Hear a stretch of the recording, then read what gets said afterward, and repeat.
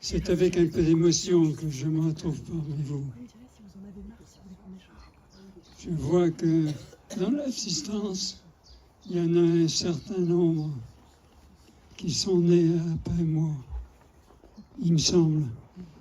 Mais bon, c'est comme ça qu'il va la vie. C'est avec beaucoup d'émotion, mais surtout un certain plaisir de revoir tous ces gens. Et je vais le redire publiquement, ceux qui ont travaillé pour remettre en place ce fameux passage. Mais c'est un passage, mais avant tout, c'est une croix aussi, parce qu'il faut avoir un certain âge et être bien valide pour arriver jusqu'ici. Merci à tous. Merci, Pascal. Alors, je vais vous raconter quelques scènes qui se sont passées. D'autres, il y a peut-être des points d'interrogation. Ce sera à vous de faire la part des choses. Et j'espère ramener un bon souvenir de ce passage ici à la forêt. Je pense que je suis né le plus près de la chapelle Saint-Jean, parmi nous tous qui sont ici. J'ai travaillé dans les champs de chaque côté de la chapelle pendant plus de 20 ans. C'est pourquoi on m'a demandé de vous raconter quelques souvenirs. Mais quelques souvenirs, parce que à mon âge, ça s'évapore beaucoup plus vite que ça reste dans l'esprit. Mais c'est comme ça la vie.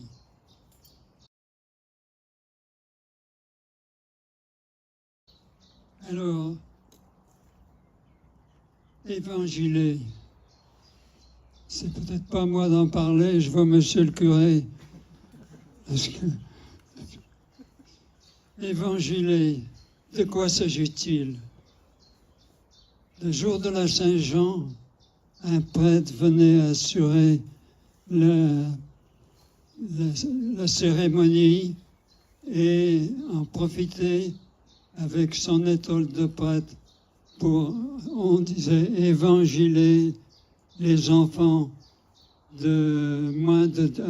avant leur première communion, disons avant 8 ans.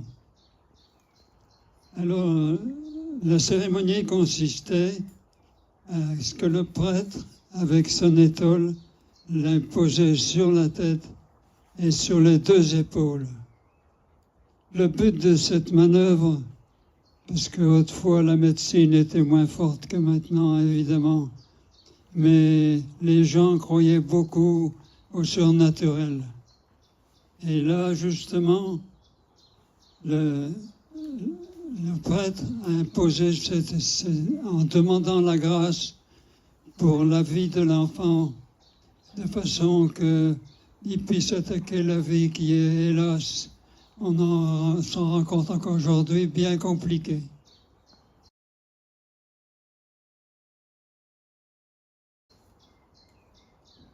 Alors, ici, c'est clair, j'ai pas fait attention, il y avait une grosse pierre derrière, sur la vaisseau. Elle est toujours là. Voilà.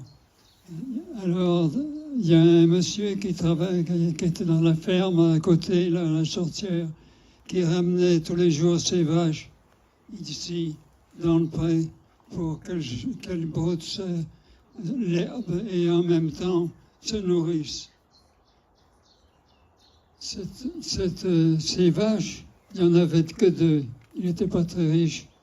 Et il y en a une qui, quand elle arrivait ici, au lieu de brouter l'herbe, elle venait lécher la pierre. Il n'y en avait qu'une qui léchait la pierre. L'autre, ça ne l'intéressait pas. Allons donc savoir pourquoi. Alors la vache qui lichait la pierre, elle était fraîche. Elle avait le poil luisant. Elle se portait très bien. L'autre vache qui ne léchait pas la pierre était maigrichonne et avait le poil terne. Donc, On en déduit ce qu'on veut. À vous de réfléchir. L'histoire de la pierre qui est là, dès le départ, là. Ça va. Et cette pierre, quand on nettoyait un petit peu autour de la chapelle, cette pierre m'a interrogé. Il dit, pour qu'elle serve, on pourrait peut-être en remonter un peu pour faire un genre de banc. Hein. Donc, j'avais ramené de chez moi 2 grosses pierres qui sont là à mettre en dessous cette pierre. Et je me disais en temps là, je vais amener ma voiture jusque-là. J'ai dit, ça ne va pas être facile parce que soulever la pierre tout seul, puis il glisse l'autre en dessous. Et... Oui, ah oui, d'accord. Mais je vais le dire après. Et donc, cette pierre, j'arrive là, monté par là, un chemin a été fait, et assis sur la pierre, il y avait quelqu'un qui était là. Je n'avais jamais vu un jeune homme, quelqu'un de, je sais pas, une trentaine d'années, cheveux longs, des yeux bleus. J'ai dit, tiens, mais qu'est-ce que vous faites là? Il me dit, je médite. Ah bon, vous méditez? C'est vrai, je ne sais pas pourquoi, c'est vrai. Mais j'ai dit, vous méditez, mais peut-être pourriez-vous me donner un petit peu de main pour remonter la pierre? Parce que je suis. Elle est lourde. Hein. Ah, il me dit, oui, il n'y a pas de problème. Il n'y a pas de problème. Alors, il se soulève de la pierre. Moi, je soulève la pierre. Elle est assez lourde. Vous essayerez tout à l'heure. Elle est assez lourde. Soulève, lui, il glisse les pierres en dessous. Soulève l'autre bout, pareil. Je le remercie. Et puis, moi, je n'avais jamais vu jusqu'à là, jamais. Ensuite, je rentre dans la chapelle pour voir un petit peu ce que ça donnait. Je ressors, il était parti. Il n'était plus là. Pas laissé l'adresse, rien. Je l'ai revu. Jamais revu. Qui c'était? Une énigme. L'histoire de la pierre. Quelques temps après, je faisais partie du greffe. Et puis, monsieur Chevalier, ton papa, me dit, vous avez touché la pierre? J'ai dit, la pierre, oui. Oui, j'ai voulu faire un banc avec, quoi. Mais il dit, il ne fallait pas toucher la pierre. Et pourquoi? Ah, c'est une pierre. Il y avait le cimetière avant ici. Cette pierre vient du cimetière ici. D'ailleurs, tous les paysans le savaient, dès que tu le savais, que n'a dit. Pourquoi tu touches cette pierre? Je ne savais pas, moi, j'étais ignorant. Il me dit, ton père me dit, cette pierre, si vous l'avez touchée, il ne sortira que des larmes du sang. C'était un entrée. Hein. Heureusement que le jeune homme était là. C'était un entrée. Je me suis regardé, je n'avais pas trop de sang sur les mains ou ailleurs. Et je me suis dit, peut-être que M. Chevalier, je ne sais pas, il a la jambe sans doute, mais bon, cette pierre, je me suis assis tout au pas dessus. Quand je l'ai là, j'ai bien m'asseoir, regarder la chapelle et méditer comme le jeune homme avait fait. Là. Ce jeune homme, je ne sais pas ce que c'est. Jamais revu. Devinez peut-être ce que ça peut être. Il est monté sur moi. Bon voilà, la légende de la pierre. Merci beaucoup, Jean-Yves.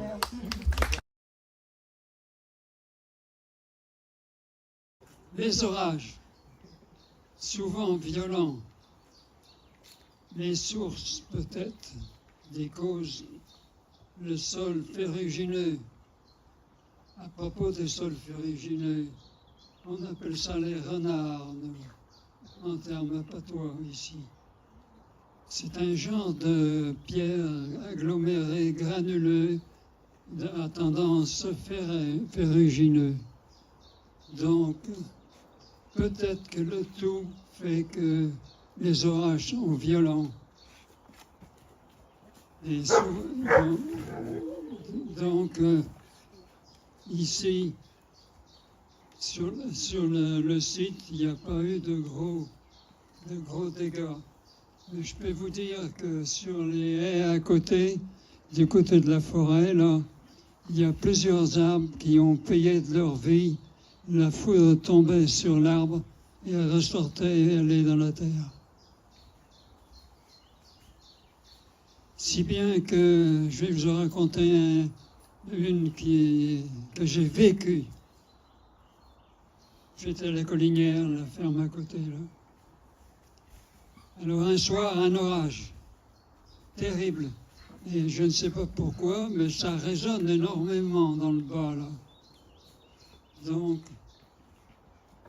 je me rends à la maison, vite fait, pour essayer de couper le courant électrique, pour éviter les dégâts dans l'installation. Je cours dans la cour, il y avait un fil couvert pourtant de protection qui allait de la maison éclairer les étables. Au coup de tonnerre, je ne sais pas ce qui s'est passé, je me suis trouvé allongé dans la cour, tout ébahi.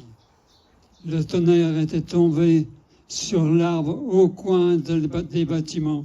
Il existe toujours celui-là. Par contre, dans la cour, j'ai constaté qu'il y a déjà plusieurs arbres, deux au moins, qui ont été supprimés parce que après avoir pris un coup d'orage, ils vivent pas très longtemps. Alors voilà pour le coup de tonnerre qui m'avait fait manger la base, c'est le cas de le dire, dans la cour.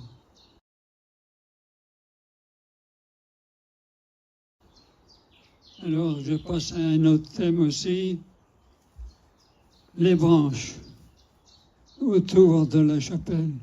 Quelques-unes sont tombées sur le toit, mais pas beaucoup.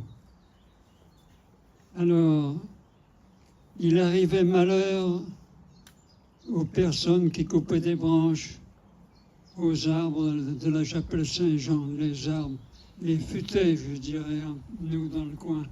On appelait ça un chêne adulte, un futé.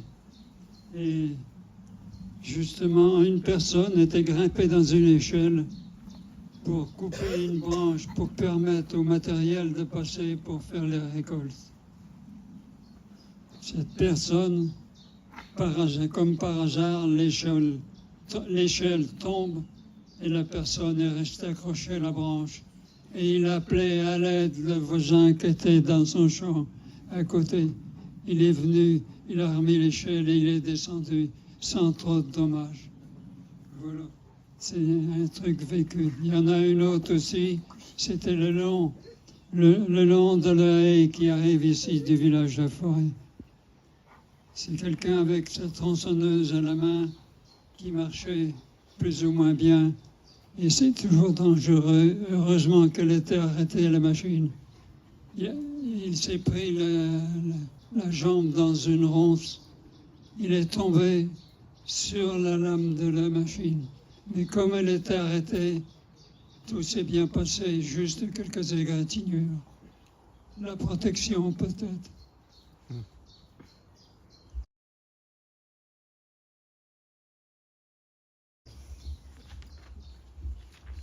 Vous m'entendez bien? Alors, on va passer à la plus intéressante partie. La rénovation de la statue Saint-Jean. Alors, deux bénévoles sont mis en route pour ramener la statue Saint-Jean à l'atelier de façon de la rénover. Il y avait le bras réparé. Il y avait enlevé les poussières, repasser de la cire ou une teinte. Il y avait énormément de travail. Donc, ces deux bénévoles arrivent au village de la Sortière, tout à côté, vous avez pu le constater. Et accueillis comme il se doit en Vendée, on sait bien accueillir. Mais il n'y a pas que ça. Il faut discuter, il faut goûter le petit Noah, le vin du pays, peut-être un peu trop sans doute. Il rentre ensuite, mais en oubliant de ramener la statue. Il retourne donc à la chapelle Saint-Jean chercher la statue qui était retournée toute seule à sa place. Point d'interrogation.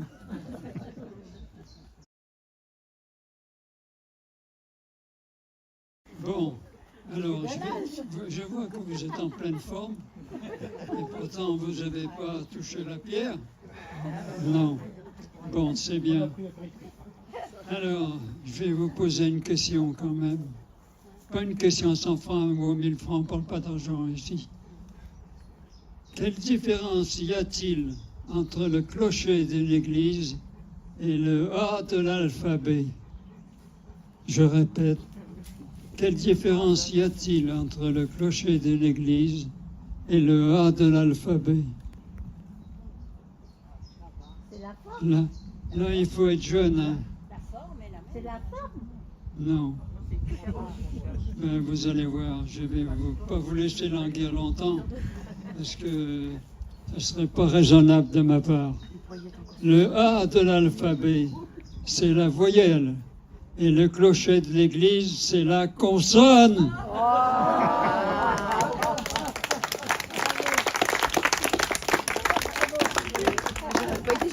Merci. C'est vrai que c'est pas évident de penser à ça.